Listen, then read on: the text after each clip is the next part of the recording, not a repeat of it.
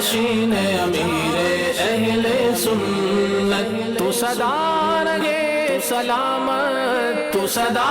رہے سلامت، تجھ پر ہو رب کی رحمت۔ الحمدللہ رب العالمین، والصلاة والسلام علی سید الانبیاء والمرسلین، اما بعد فاعوذ باللہ من الشیطان الرجیم، بسم اللہ الرحمن الرحیم۔ الصلاة والسلام علیک یا رسول اللہ وعلی آلک واصحابک یا حبیب اللہ۔ الصلاة والسلام علیک یا نبی اللہ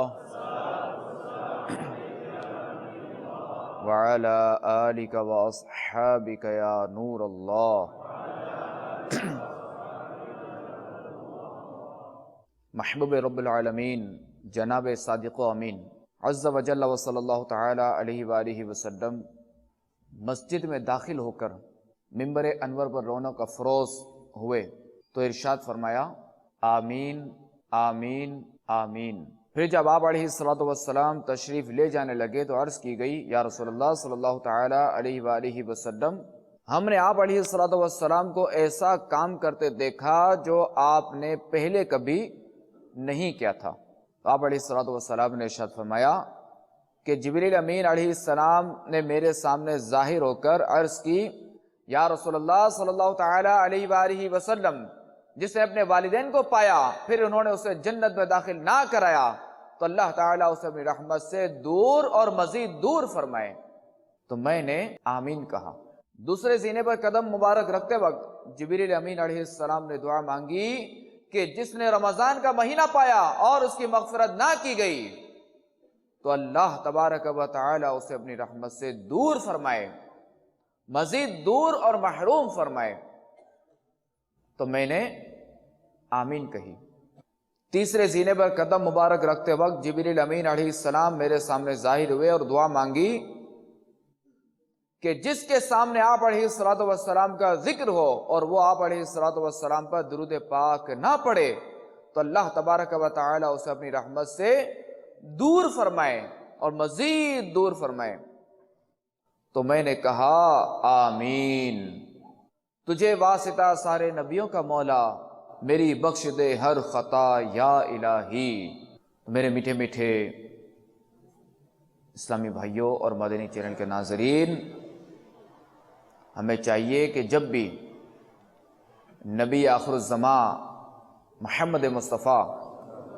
صلی اللہ تعالی علیہ وآلہ وسلم کا نام نامی لیا جائے یا ان کا ذکر خیر ہو تو اس وقت درود ہمیں ضرور پڑھنا چاہیے۔ اور یہ یاد رہے کہ اگر مجلس میں اگر پہلی بار رسول اللہ صلی اللہ تعالی علیہ وآلہ وسلم کا ذکر ہو تو ایک بار مجلس میں درود پاک پڑھنا واجب ہے۔ اور بعض علماء کے نزدیک یہ ہے کہ جب جو ہے وہ نام مبارک لیا جائے تو درود پاک پڑھنا چاہیے۔ صلو علی الحبیب صلی اللہ تعالی علی محمد وعلی آلہ وصحبہ وبارک وسلم۔ میٹھے میٹھے اسلامی بھائیوں اور مدنی چینل کے ناظرین، آئیے حصول ثواب کی خاطر بیان سے پہلے جو ہے وہ کچھ نیتیں کر لیتے ہیں کہ فرمان مصطفیٰ صلی اللہ تعالی علیہ وآلہ وسلم نیت المؤمن خیر من عملہ، یعنی مسلمان کی نیت اس کے عمل سے بہتر ہے۔ اور یہ یاد رہے کہ کسی بھی عمل خیر میں، کسی بھی عمل میں جتنی نیتیں زیادہ ہوں گی اتنا ثواب بھی زیادہ ہوگا۔ میں نیت کرتا ہوں کہ انشاءاللہ اعلاء کلمۃ الحق کروں گا، دیکھ کر بیان کروں گا حتی الامکان انشاءاللہ عز و جل، نیکی کی دعوت دوں گا اور برائی سے منع کروں گا۔ آپ بھی نیت کیجئے کہ نگاہ نیچی کے خوب کان لگا کر بیان سنوں گا، ٹیک لگا کر بیٹھنے کے بجائے علم دین کی تعظیم کی خاطر جہاں تک ہو سکا دو زانوں بیٹھوں گا۔ صلو علی الحبیب، اذکر اللہ اور توبوا الی اللہ وغیرہ سن کر ثواب کمانے اور صدا لگانے والوں کی دل جوئی کے لیے بلند آواز سے جواب دوں گا۔ صلو علی الحبیب صلی اللہ تعالی علی محمد وعلی آلہ وصحبہ وبارک وسلم۔ حضرت ابو ہریرہ رضی اللہ تعالی عنہ فرماتے ہیں کہ ایک اعرابی نے رسول اللہ صلی اللہ تعالی علیہ وآلہ وسلم کی بارگاہ میں حاضر ہو کر عرض کی، یا رسول اللہ صلی اللہ علیہ وسلم، مجھے ایسے عمل کے بارے میں بتائیے جسے کرنے کے بعد میں جنت میں داخل ہو جاؤں۔ تو فرمایا، اللہ تبارک و تعالیٰ کی اس طرح عبادت کرو کہ کسی کو اس کا شریک نہ ٹھہراؤ، اور فرض نمازیں ادا کرو اور زکوٰۃ ادا کرو اور رمضان کے روزے رکھو۔ تو اس عربی نے عرض کیا، مجھے اس ذات کی قسم جس کے قبضہ قدرت میں میری جان ہے، میں اس پر زیادتی نہ کروں گا۔ جب وہ شخص لوٹ گیا تو رسول اللہ صلی اللہ تعالی علیہ وآلہ وسلم نے فرمایا، جو کسی جنتی کو دیکھنا چاہتا ہے، جو کسی جنتی کو دیکھنا چاہے، وہ اس شخص کو دیکھ لے۔ تو اے فرانس کے شہر پیرس میں موجود اسلامی بھائیوں اور مدنی چینل کے ناظرین، آپ نے سنا کہ نماز جنت میں لے جانے والا کام ہے، اور جنت وہ ہے کہ جس میں راحت ہی راحت ہے، اور جنت وہ ہے کہ جس میں عیش ہی عیش ہے، اور جنت میں آرام ہی آرام ہے، اور وہ جنت کہ جس میں فرشتوں کے سلام ہوں گے، جنتیوں کے آپس میں سلام ہوں گے، رب تبارک و تعالی کے سلام ہوں گے، اور جنت وہ ہے کہ جس میں سونے چاندی کے محلات ہوں گے، جنت وہ ہے کہ جس میں دودھ کی نہریں ہوں گی، جنت وہ ہے کہ جس میں شہد کی نہریں ہوں گی، جنت وہ ہے کہ جس میں شراب طہور کی نہریں ہوں گی، اور جنت وہ ہے کہ جس میں ہمیشہ کی جوانی ہوگی، اور جنت وہ ہے کہ جس میں ہمیشہ کی عزت ہوگی، اور جنت وہ ہے کہ جس میں نیک لوگوں کے دیدار ہوں گے، اللہ تبارک و تعالیٰ کے اولیاء کے دیدار ہوں گے، اللہ تبارک و تعالیٰ کے نبیوں کے دیدار ہوں گے، اور اہل جنت کو اللہ تبارک و تعالیٰ کا بھی دیدار ہوگا۔ جنت میں آقا کا پڑوسی بن جائے عطار الہی، بحر رضا و قطب مدینہ، یا اللہ میری جھولی بھر دے، آمین بجاہ النبی الامین صلی اللہ تعالی علیہ وآلہ وسلم۔ حضرت سیدنا ثوبان رضی اللہ تعالیٰ عنہ فرماتے ہیں کہ رسول اللہ صلی اللہ تعالی علیہ وآلہ وسلم نے فرمایا، ثابت قدم رہو اور اس کی برکتیں ہرگز شمار نہ کر سکو گے، اور یاد رکھو کہ تمہارے اعمال میں سب سے بہتر عمل نماز پڑھنا ہے، اور مومن ہی ہر وقت باوضو رہ سکتا ہے۔ میٹھے میٹھے اسلامی بھائیوں اور مدنی چینل کے ناظرین، ہم دن رات میں نہ جانے کون کون سے کام کرتے ہیں، بچپن سے جوانی، پھر جوانی سے ادھیر عمر، اور ادھیر عمر سے پھر بڑھاپے تک، نہ جانے کیا کیا کرتے ہیں۔ تو مسلمان کے لیے جو افضل ترین عمل ہے، مسلمان کے لیے جو افضل کام ہے، وہ کیا ہے؟ وہ نماز ہے۔ اور کیا شان ہے مومن کی، اور کیا شان ہے نماز کی؟ نماز ہے۔ حضرت سیدنا ابو مالک اشعری رضی اللہ تعالیٰ عنہ سے روایت ہے کہ رسول اللہ صلی اللہ تعالیٰ علیہ وآلہ وسلم نے فرمایا، صفائی نصف ایمان ہے، اور الحمدللہ میزان کو بھر دیتی ہے، اور سبحان اللہ والحمدللہ زمین و آسمان کے درمیان ہر چیز کو بھر دیتے ہیں۔ اور فرمایا، نماز نور ہے، اور صدقہ دلیل یعنی ہمارا رہنما ہے، اور صدقہ دلیل یعنی رہنما ہے، صبر روشنی ہے، اور قرآن تیرے حق میں یا تیرے خلاف حجت ہے۔ تو سنا آپ نے کہ نماز نور ہے، یعنی روشنی ہے، یہ لائٹ ہے، اور نمازی کو نماز کی برکت سے قبر میں انشاءاللہ عز و جل روشنی نصیب ہوگی۔ اور یاد رکھیے کہ یہاں دنیا میں ہم روشنی کے لیے کوشش کرتے ہیں نا جب بٹن وغیرہ آن کرتے ہیں کہ تب یہ جا کر آن ہوتی ہے، مگر قبر و حشر اور پل صراط پر جو روشنی ہوگی وہ ایمان اور اعمال کی روشنی ہوگی۔ قبر و حشر اور پل صراط پر جو روشنی ہوگی وہ نماز کی روشنی ہوگی، قبر و حشر اور پل صراط پر جو روشنی ہوگی وہ حج کی روشنی ہوگی، قبر و حشر اور پل صراط پر جو روشنی ہوگی وہ زکوٰۃ کی روشنی ہوگی، قبر و حشر اور پل صراط پر جو روشنی ہوگی وہ تلاوت قرآن پاک کی روشنی ہوگی، قبر و حشر اور پل صراط پر جو روشنی ہوگی وہ ذکر و اذکار کی روشنی ہوگی،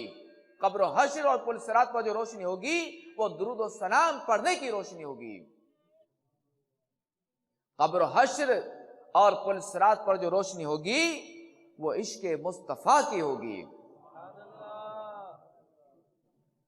جنتی وہ ہے جنہیں ان کی شفاعت پہ یقین، جنتی وہ ہے جنہیں ان کی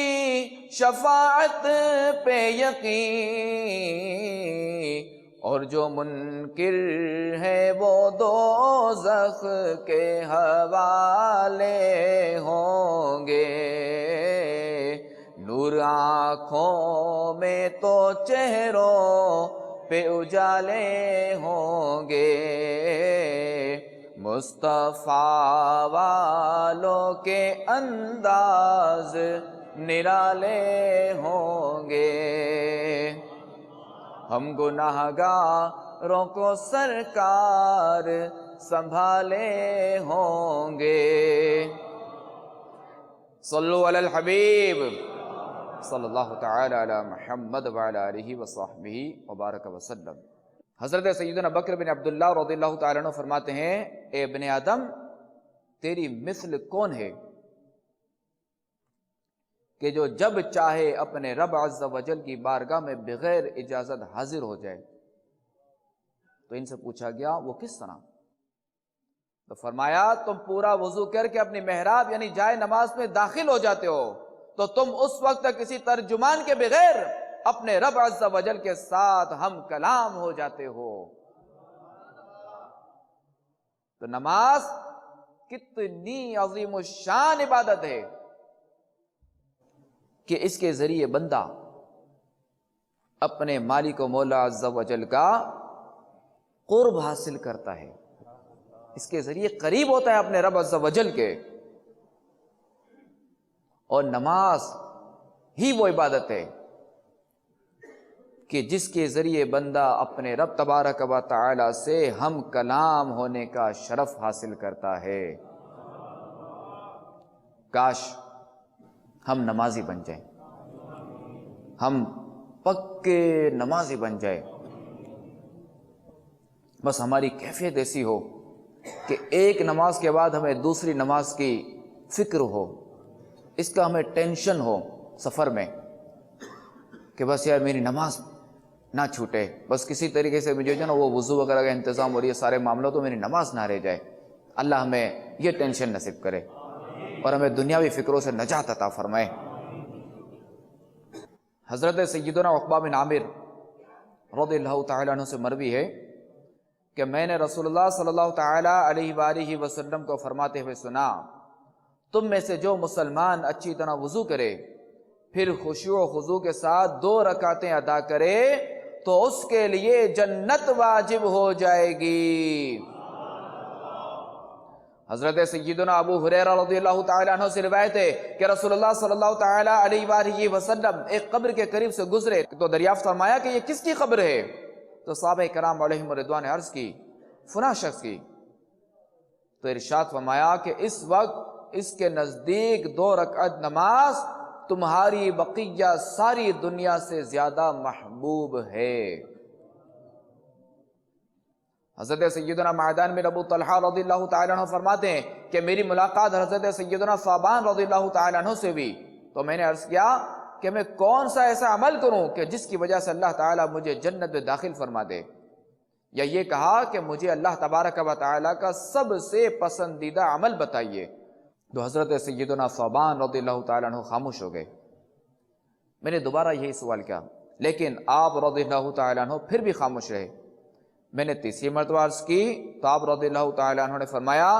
کہ جب میں نے رسول اللہ صلی اللہ تعالی علیہ وآلہ وسلم سے یہی سوال کیا تھا تو آپ علیہ الصلوۃ والسلام نے فرمایا تھا کہ کثرت سے سجدے کیا کرو،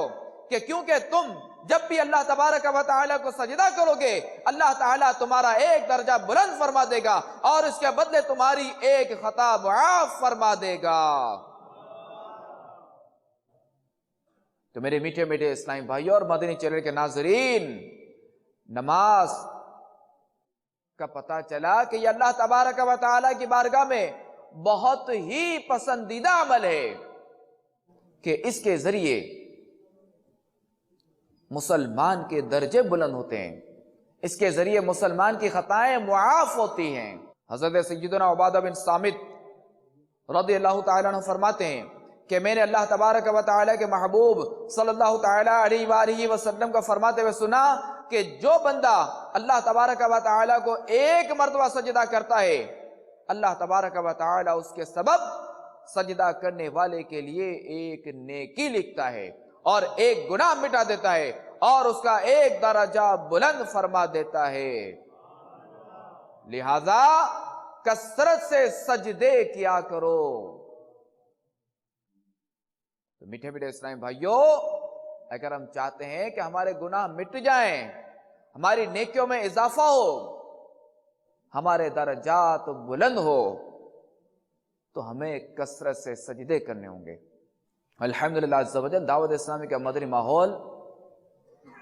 یہ ایسی پیاری سوچ فراہم کرتا ہے۔ اگر آپ اس مدنی ماحول سے وابستہ رہیں گے نا تو اس مدنی ماحول میں فرائض کے ساتھ ساتھ، جیسے 5 نمازیں تو فرض ہیں، فجر، ظہر، عصر، مغرب اور عشاء، تو ان فرائض نمازوں کے ساتھ ساتھ آپ کو نوافل کا بھی ذہن ملے گا۔ امیر علیہ سنت نے ہمیں ایک مدنی ذہن دیا ہے کہ مجھے اپنی اور ساری دنیا کے لوگوں کی اصلاح کی کوشش کرنی ہے۔ تو اپنی اصلاح کے لیے امیر علیہ سنت دامت برکاتہم العالیہ نے ہمیں 72 مدنی انعامات کا گلدستہ عطا فرمایا ہے۔ اسے یوں سمجھ لیجیے 72 سوالات۔ تو جیسا کہ میں نے شروع میں عرض کی نیت کے حوالے سے، تو سب سے پہلا سوال ہی نیتوں پر ہے، کیونکہ انما الاعمال بالنیات، کہ اعمال کا دار و مدار نیتوں پر ہے، اور نیت المؤمن خیر من عملہ، مسلمان کی نیت اس کے عمل سے بہتر ہے۔ دوستو پہلا سوال ہی نیت پر ہے، اور دوسرا سوال پھر نماز کا ہے۔ نماز وہ بھی جماعت کے ساتھ، تکبیر اولیٰ کے ساتھ، اور وہ بھی پہلی صف میں، اور اس کے علاوہ اشراق چاشت، اوابین، تہجد، صلاۃ التوبہ۔ تو یہ دیکھیں 4 نمازیں، بلکہ 5 نمازیں، اشراق الگ ہے، چاشت الگ ہے۔ تو دعوت اسلامی کا یہ مدنی ماحول ہے کہ جو ہمیں فرائض کے ساتھ ساتھ جو وہ نوافل کا بھی ذہن دیتا ہے۔ اور اگر ہم نے نوافل پر ہم نے ہمیشگی اختیار کی، اگر ہم نوافل پر کاربند ہوئے، تو اب چونکہ شیطان تو انسان کا کھلا دشمن ہے، اور شیطان کا یہ طریقہ واردات ہے کہ یہ بندے کو جو ہے بتدریج پیچھے کرتا ہے۔ تو اب اگر چونکہ شیطان تو مرتے دم تک یہ مایوس نہیں ہوتا، اللہ ہمیں اس کے شر سے بچائے، اللہ ہمیں اپنی پناہ میں رکھے، اللہ ہمارا ایمان سلامت رکھے، اللہ تعالی ہمارا خاتمہ بالخیر فرمائے، اللہ تعالی ہمیں نفس و شیطان کی شرارتوں سے بچائے۔ تو اب جو بندہ نوافل کا پابند ہوگا، تو ظاہر نوافل کا پابند ہے تو ظاہر ہے کہ فرائض تو اس کے ویسے ہی سیکیور ہو گئے۔ اب جب یہ نوافل پہ جب کوتاہی پائے گا تو یہ یہاں الرٹ ہو جائے گا، اسے الرٹ ہو جانا چاہیے کہ یار یہ کیوں میں نوافل سے ہٹ رہا ہوں، کیونکہ شیطان کا طریقہ واردات ہے کہ جو پابند ہوتا ہے نا اس کو پہلے نوافل سے ہٹاتا ہے، دور کرتا ہے آہستہ آہستہ، پھر یہ سنت غیر موقعہ چھوڑاتا ہے، پھر یہ اس کی جو ہے وہ سنت موقعہ چھوڑواتا ہے، اچھا اسی میں پھر یہ جماعت بھی چھوڑواتا ہے، پھر یہ آہستہ آہستہ جو ہے وہ نماز ہی چھوڑوا دیتا ہے۔ تو جب ہم نوافل کے پابند ہوں گے تو انشاءاللہ عز و جل اس کی برکت سے فرائض ہمارے سیکیور ہو جائیں گے انشاءاللہ۔ صلو علی الحبیب صلی اللہ تعالی علی محمد وعلی آلہ وصحبہ وبارک وسلم۔ اور جو نماز پڑھتے ہیں تو انہیں چاہیے کہ اللہ تبارک و تعالی سے استقامت کی بھی دعا کرتے رہیں، اور اس کے ساتھ ساتھ اللہ تبارک و تعالیٰ کا شکر بھی ادا کرتے رہیں۔ قرآن پاک میں ہے لَئِن شَكَرْتُمْ لَأَزِيدَنَّكُمْ، کہ اگر تم میرا شکر ادا کرو گے تو تمہیں اور دوں گا۔ جو بھی نعمت ملے تو اس پر ہمیں اللہ تبارک و تعالیٰ کا شکر ادا کرتے رہنا چاہیے۔ تو یہ بھی جو نا نعمت کے تحفظ کا ذریعہ ہے۔ تو ذرا کہ نماز جیسی نعمت جسے مل جائے تو بہت بڑی نعمت ہے، تو اس معاملے میں تو بالکل شکر ادا کرتے رہنا چاہیے تاکہ ہمیں اس پر ہمیشگی ملے، ہمیں اس پر استقامت ملے نماز پر۔ صلو علی الحبیب صلی اللہ تعالی علی محمد وعلی آلہ وصحبہ وبارک وسلم۔ حضرت سیدنا ابو ہریرہ رضی اللہ تعالی عنہ اور حضرت سیدنا ابو سعید رضی اللہ تعالی عنہ فرماتے ہیں کہ رسول اللہ صلی اللہ تعالی علیہ وآلہ وسلم نے ایک دن ہمیں خطاب کرتے ہوئے 3 مرتبہ ارشاد فرمایا، قسم ہے اس ذات کی جس کے دست قدرت میں میری جان ہے۔ یہ فرمانے کے بعد آپ علیہ السلام نے زمین پر نگاہیں جما دی تو ہم میں سے ہر شخص روتے ہوئے زمین کی طرف متوجہ ہوا، حالانکہ ہم نہیں جانتے تھے کہ رسول اللہ صلی اللہ تعالی علیہ وآلہ وسلم نے قسم کیوں اٹھائی ہے۔ پھر آپ علیہ السلام نے اپنا سر اٹھایا تو آپ کے چہرے پر ایسی مسرت تھی جو ہمیں سرخ اونٹوں سے زیادہ پسند تھی۔ پھر فرمایا، جو شخص 5 نمازیں ادا کرے اور رمضان کے روزے رکھے اور اپنے مال سے زکوٰۃ نکالے اور اس کے ساتھ کبیرہ گناہوں سے بچتا رہے، اس کے لیے جنت کے دروازے کھول دیے جاتے ہیں اور اسے کہا جاتا ہے کہ سلامتی کے ساتھ داخل ہو جاؤ۔ سبحان اللہ، سبحان اللہ، سبحان اللہ۔ تو اے میرے اسلامی بھائیوں جو کہ یہاں فرانس میں مجھے سن رہے ہیں، اور مدنی چینل کے ناظرین، بروز قیامت ہر شخص حیران ہوگا، بروز قیامت ہر ایک پریشان ہوگا، بروز قیامت نفسا نفسی کا عالم ہوگا، بروز قیامت سورج 1.25 میل پر رہ کر آگ برسا رہا ہوگا، تانبے کی زمین ہوگی، ہر ایک کو اپنی پڑی بھی ہوگی، اور نہ جانے کہ خدائے حنان و منان میرے لیے کیا حکم فرماتا ہے، جنت کا حکم فرماتا ہے یا دوزخ کا حکم فرماتا ہے، عزت کا معاملہ ہے یا ذلت کا معاملہ ہے، سعادت کا معاملہ ہے یا شقاوت کا معاملہ ہے، جزا ہوگی یا سزا ہوگی، اور جسے سزا ہوگی اسے جہنم میں ڈالا جائے گا، اور جسے جہنم میں ڈالا گیا وہ ہلاک ہوا، وہ برباد ہوا، اور وہ ایسی مصیبت میں مبتلا ہوگا کہ جو اس کے وہم و گمان میں بھی نہ ہوگی، اور ایسی تکلیف میں آئے گا کہ جس کے بارے میں اس نے کبھی سوچا بھی نہیں ہوگا۔ مگر سبحان اللہ، خوش نصیب عاشق رسول جو فجر، ظہر، عصر، مغرب اور عشاء پڑھنے والا ہے، اس کی پابندی کرنے والا ہوگا، اس کے لیے جنت کے دروازے کھول دیے جائیں گے اور اسے کہا جائے گا کہ تو سلامتی کے ساتھ جنت میں داخل ہو جا۔ الہی جہنم سے آزاد کر دے، الہی جہنم سے آزاد کر دے، الہی جہنم سے آزاد کر دے، میں فردوس میں داخلہ مانگتا ہوں، میں فردوس میں داخلہ مانگتا ہوں۔ آمین بجاہ النبی الامین صلی اللہ تعالی علیہ وآلہ وسلم۔ حضرت سیدنا ابو عثمان رضی اللہ تعالی عنہ فرماتے ہیں کہ میں حضرت سیدنا سلمان فارسی رضی اللہ تعالی عنہ کے ساتھ ایک درخت کے نیچے کھڑا تھا کہ آپ رضی اللہ تعالی عنہ نے اس درخت کی ایک خشک ٹہنی کو پکڑا اور اسے ہلایا یہاں تک کہ اس کے پتے جھڑ گئے۔ پھر فرمایا، اے ابو عثمان، کیا تم مجھ سے نہیں پوچھو گے کہ میں نے ایسا کیوں کیا؟ تو میں نے پوچھا کہ آپ نے ایسا کیوں کیا؟ تو فرمایا کہ ایک مرتبہ میں رحمت عالم صلی اللہ تعالی علیہ وآلہ وسلم کے ساتھ ایک درخت کے نیچے کھڑا تھا تو رسول اللہ صلی اللہ تعالی علیہ وآلہ وسلم نے اسی طرح کیا اور اس درخت کی ایک خشک ٹہنی کو پکڑ کر ہلایا یہاں تک کہ اس کے پتے جھڑ گئے۔ پھر فرمایا اے سلمان کیا تم مجھ سے نہیں پوچھو گے کہ میں نے یہ عمل کیوں کیا؟ قربان جائیے کہ ہمارے صحابہ کرام علیہم رضوان کی کیا شان تھی، کہ ان کی ہمارے آقا علیہ الصلوۃ والسلام سے کیا محبت تھی کہ ہر ادا کو وہ ادا کرنے کی کوشش کرتے تھے۔ واقعی یہ انہی کا حصہ تھا، یہ انہی کا فیض ہے کہ آج میں جو یہ اسلام کی بہاریں نظر آتی ہیں پوری دنیا میں، یہ انہی کی قربانیاں ہیں، انہی کا فیض ہے۔ تو حضرت سلمان رضی اللہ تعالیٰ عنہ فرماتے ہیں کہ پھر میں نے عرض کی رسول اللہ صلی اللہ تعالیٰ علیہ وآلہ وسلم کی بارگاہ میں کہ آپ نے ایسا کیوں کیا؟ تو رسول اللہ صلی اللہ تعالیٰ علیہ وآلہ وسلم نے ارشاد فرمایا بے شک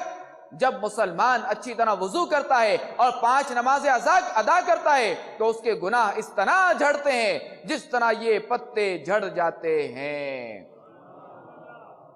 پھر آپ علیہ الصلوۃ والسلام نے یہ آیت مبارکہ پڑھی وَأَقِمِ الصَّلَاةَ طَرَفَيِ النَّهَارِ وَزُلَفًا مِّنَ اللَّيْلِ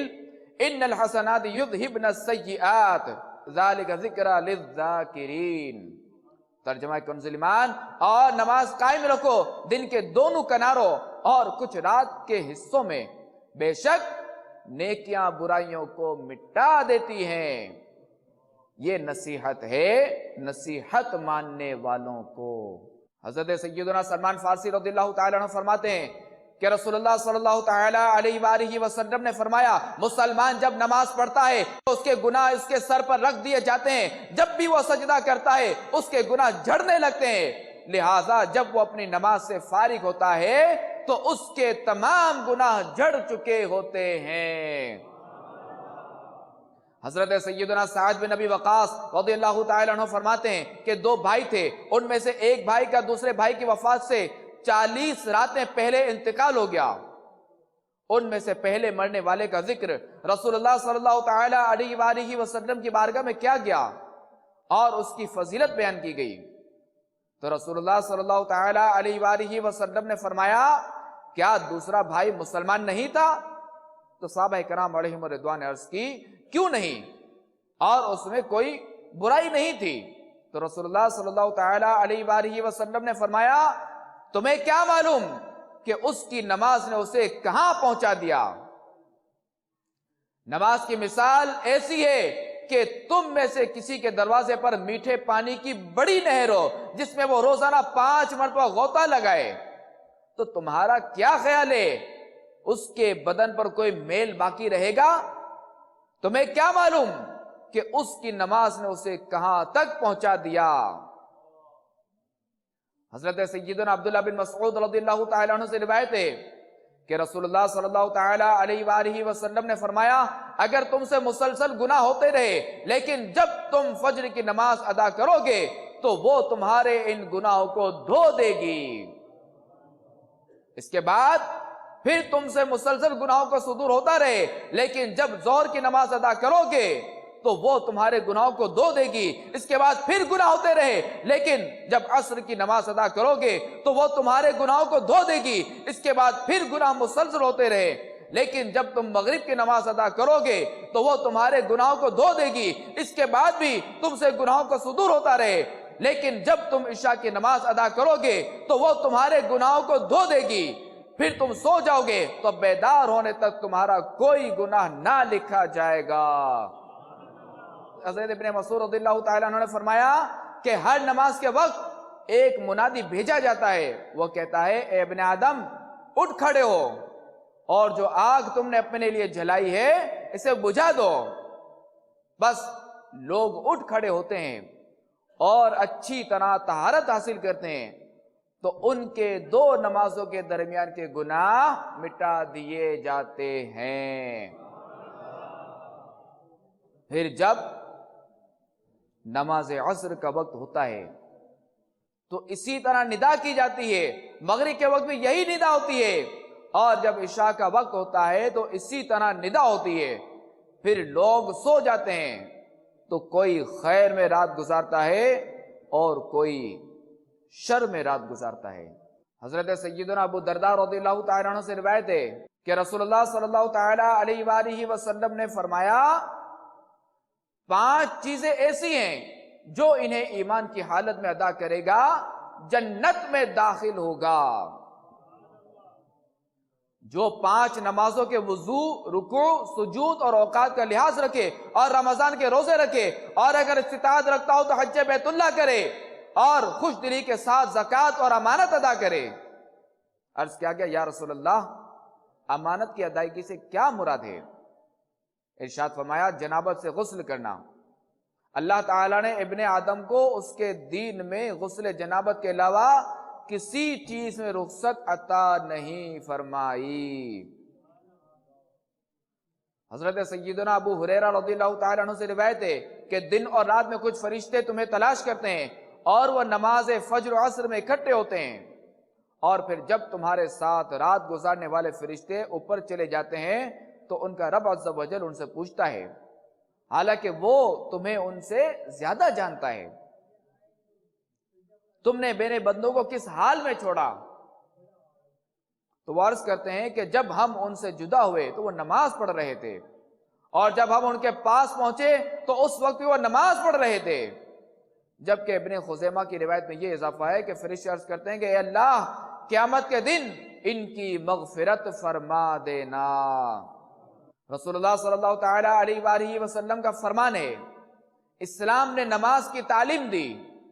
تو جس کا دل نماز کے لیے فارغ ہوا اور اس نے اس کے حقوق، وقت اور سنتوں کی رعایت کے ساتھ پابندی کی تو وہی کامل مؤمن ہے۔ رسول اللہ صلی اللہ تعالی علیہ وآلہ وسلم نے فرمایا نماز شیطان کا منہ کالا کرتی ہے، صدقہ اس کی کمر توڑتا ہے، اور اللہ تبارک و تعالی کے لیے محبت اور علم کے معاملے میں مودت اس کی دم کاٹ دیتی ہے۔ لہذا جب تم یہ اعمال کرتے ہو تو وہ تم سے اس قدر دور ہو جاتا ہے جیسے سورج کے طلوع ہونے کی جگہ اور اس کے غروب ہونے کی جگہ سے دور ہے۔ کہاں مشرق کہاں مغرب، کہاں سورج طلوع ہوتا ہے کہاں سورج جو ہے وہ غروب ہوتا ہے، کتنا فاصلہ ہے۔ تو شیطان اس قدر دور ہو جاتا ہے۔ تو شیطان ہمارا کھلا دشمن ہے، شیطان ہم سے گناہ کرواتا ہے، شیطان ہمیں نیکیوں سے روکتا ہے، شیطان ہمیں لڑواتا ہے، شیطان غیبت کرواتا ہے، شیطان چغلی کرواتا ہے، شیطان دو بھائیوں میں لڑوا دیتا ہے، شیطان میاں بیوی میں طلاق کروا دیتا ہے، شیطان کتنے جھگڑے اور فساد کروا دیتا ہے، شیطان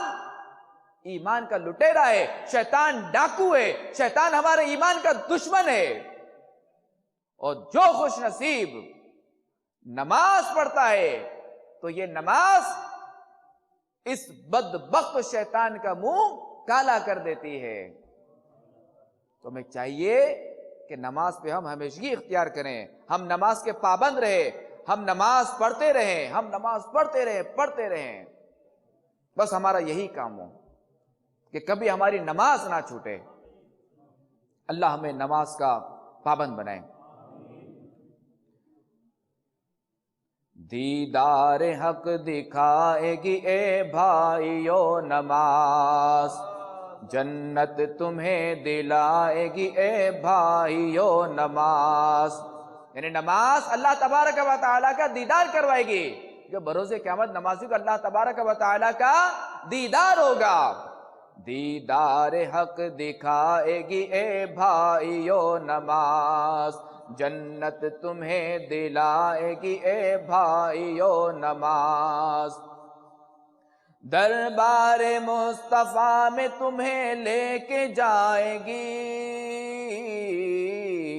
خالق سے بخشوائے گی اے بھائیو نماز۔ عزت کے ساتھ نوری لباس اچھے زیورات، سب کچھ تمہیں پہنائے گی اے بھائیو نماز۔ جنت میں نرم نرم بچھونوں کے تخت پر آرام سے سلائے گی اے بھائیو نماز۔ خدمت تمہاری کریں گی حوریں ادب کے ساتھ، رتبہ بہت بڑھائے گی اے بھائیو نماز۔ رحمت کے شامیانوں میں خوشبو کے ساتھ ساتھ ٹھنڈی ہوا چلائے گی اے بھائیو نماز، باغ بہشت روضہ رضواں بہار خلد سب کچھ تمہیں دکھائے گی اے بھائیو نماز، پڑھتے رہو نماز کے دونوں جہان میں، سب کچھ تمہیں دلائے گی اے بھائیو نماز، فاقے سے مفلسی سے جہنم کی آگ سے سب سے تمہیں بچائے گی اے بھائیو نماز، پڑھ کر نماز ساتھ لو سامان آخرت محشر میں کام آئے گی اے بھائیو نماز، بات آزمی کی مانو نہ چھوڑو کبھی نماز، اللہ سے ملائے گی اے بھائیو نماز، جاری رہے گا جاری رہے گا جاری رہے گی، صلو علی الحبیب صلی اللہ تعالی علی محمد وعلی آلہ وصحبہ وبارک وسلم۔ میرے میٹھے میٹھے اسلامی بھائیوں اور مدنی چینل کے ناظرین، الحمدللہ عز و جل، ابھی جیسا کہ ہم نے بیان سنا نماز کے حوالے سے، نماز کے فضائل سنے، اور انسان کی طبیعت ہے کہ جب بھی کسی حوالے سے کوئی فضیلت سنتا ہے یا کوئی اس کے فوائد سنتا ہے تو اس کی طبیعت اس کی طرف مائل ہوتی ہے۔ اور یہ بھی ہے نا، کہا جاتا ہے نا کہ اگر کسی کام کو ہمیں کرنا ہے تو ہم پہلے اس کے فوائد کی معلومات کریں تو اس کی طرف ہماری طبیعت خود بخود مائل بھی ہوگی۔ جیسے جو لوگ کاروبار کرنا چاہتے ہیں، جن کا ذہن ہے بھائی کپڑے کا کام کروں، تو اب کیا ہے کہ وہ کپڑے کے حوالے سے سارا سے ورک کرے گا، بھائی اس میں کتنا فائدہ ہے، اس کو پتہ چلے بھائی فائدہ کم ہے نقصان زیادہ ہے، یا فائدہ کم اور محنت زیادہ ہے، تب بھی اسے تھوڑا بچے گا، نہیں میں کوئی دوسرا کام دیکھوں۔ تو اب جب اس کو پتہ چلے گا نہیں اس کام کے جو ہے نا وہ فوائد زیادہ ہیں، اس میں نفع بھی زیادہ ہے، وقت بھی کم لگتا ہے، اب جو ہے وہ اس کی طرف مائل ہوگا۔ تو پتہ چلا کہ جس کام کے فوائد پیش نظر ہوتے ہیں یا فوائد پتہ چلتے ہیں تو بندہ اس طرف جاتا ہے۔ تو ابھی جیسا کہ الحمدللہ عز و جل ہم نے جو ہے وہ نماز کے فضائل و برکات سنے، اور اول تو یہ کہ فضائل و برکات اس کی اپنی جگہ، ہم مسلمان ہیں، ہمارے لیے اللہ تبارک و تعالیٰ کا حکم ہی کافی ہے، اس رب عز و جل نے ہم پر نماز فرض کی ہے۔ تو خیر فضائل و برکات جو آتے ہیں وہ جو ہے وہ مسلمان کو اس طرف راغب کرنے کے لیے آتے ہیں۔ تو میٹھے میٹھے اسلامی بھائیوں، ہوتا یہ ہے کہ فضائل و برکات جب ہم سنتے ہیں تو وقتی طور پر انسان کا ذہن بن جاتا ہے، مگر جیسے ہی وہ اس ماحول سے دور ہوتا ہے، وہ اچھی صحبت سے دور ہوتا ہے، وہ اپنے گھروں کو جاتا ہے یا اپنے دوستوں میں جاتا ہے، تو آہستہ آہستہ جو فضائل و برکات سنے تھے، جو دینی بیان سنا تھا، تو وہ پھر اس کا اثر کم ہونے لگتا ہے، اور بندہ دوبارہ جو ہے وہ اپنی وہی پچھلی روش پر چلنا شروع کر دیتا ہے۔ تو الصحبت مؤثرہ، کہ صحبت اثر رکھتی ہے۔ اب چاہے صحبت اچھی ہو یا بری، اگر کوئی اچھوں کی صحبت میں رہے گا تو اس پر اچھا اثر پڑے گا، اور اگر بروں کی صحبت میں رہے گا تو اس پر برا اثر آئے گا۔ کوئی اگر بروں کی صحبت میں رہے اور یہ ذہن بنائے اور یہ کہے کہ میں بروں کی صحبت میں رہوں گا مگر مجھ پر برائی نہیں آئے گی، میں برا نہیں بنوں گا، مجھ پر ان کا اثر نہیں آئے گا، تو یہ اپنے آپ کو دھوکہ دے رہا ہے، یہ شخص دھوکے میں، کہ ایسا ممکن ہی نہیں کہ کوئی شخص ایسے لوگوں کی صحبت میں رہے اور اس پر اثر نہ آئے۔ کوئی شخص عطر کی دکان میں جائے اور خوشبو نہ آئے، اس کے بدن سے ایسا ممکن نہیں۔ تو خربوزے کو دیکھ کر جو ہے نا خربوزہ رنگ پکڑتا ہے، اور تل کو اگر گلاب کے پھول میں رکھ دیں اور تل لاکھ چاہے کہ مجھ پر گلابی رنگ نہ چڑھے تو ایسا ممکن نہیں، تل پر ضرور گلابی رنگ چڑھے گا۔ تو اسی طرح تبلیغ قرآن و سنت کی عالمگیر غیر سیاسی تحریک، دعوت اسلامی کے مدنی ماحول سے وابستہ ہو کر عاشقان رسول کی صحبت میں رہنے والا اللہ تبارک و تعالی اور اس کے رسول صلی اللہ تعالی علیہ وآلہ وسلم کی مہربانی سے، ان کے کرم سے، ان کے فضل سے بے وقعت پتھر یعنی بے قیمت پتھر بھی انمول ہیرا بن جاتا ہے اور وہ خوب جگمگاتا ہے اور ایسی شان سے پیک اجل کو لبیک کہتا ہے کہ دیکھنے والا رشک کی آگ میں جل اٹھتا اور جینے کے بجائے ایسی موت کی تمنا کرنے لگتا ہے۔ آئیے ایک مدنی بہار سنتے ہیں۔ ٹنڈو اہل یار سندھ کے ایک شخص نے دعوت اسلامی کے مدنی ماحول سے متاثر ہو کر عاشقان رسول کی صحبت کی برکت سے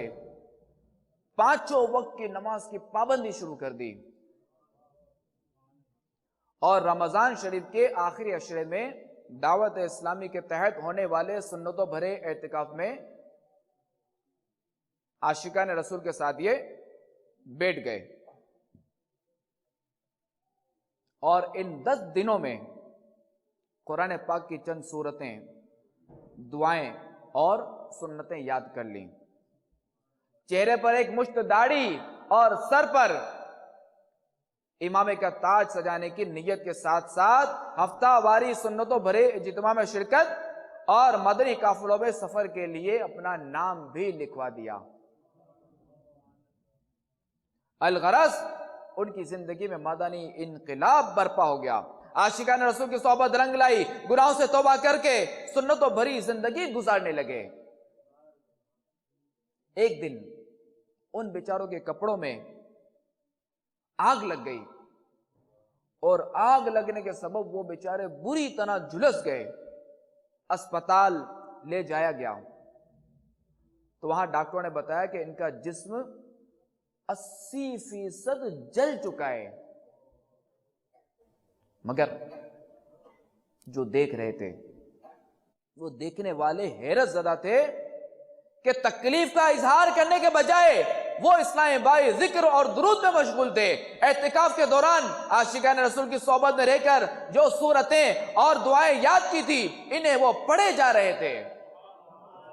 اور کم و بیش 48 گھنٹوں تک وقتاً فوقتاً قرآن پاک کی سورتیں اور دعائیں وغیرہ پڑھتے رہے اور صبح اذان فجر کے وقت بلند آواز سے لا الہ الا اللہ محمد رسول اللہ پڑھا اور ان کی روح قفس انصری سے پرواز کر گئی۔ جاری رہے گا، جاری رہے گا، جاری رہے گا۔ اللہ تبارک و تعالیٰ کی ان پر رحمت ہو اور ان کے صدقے ہماری مغفرت ہو۔ تو میرے میٹھے میٹھے اسلامی بھائیوں، آپ بھی دعوت اسلامی کے مدنی ماحول سے وابستہ ہو جائے۔ صلو علی الحبیب صلی اللہ تعالی علی محمد وعلی آلہ وصحبہ وبارک وسلم۔ جانشین امیر اہل سنت تو صدا رہے سلامت، تو صدا رہے سلامت، تجھ پر ہو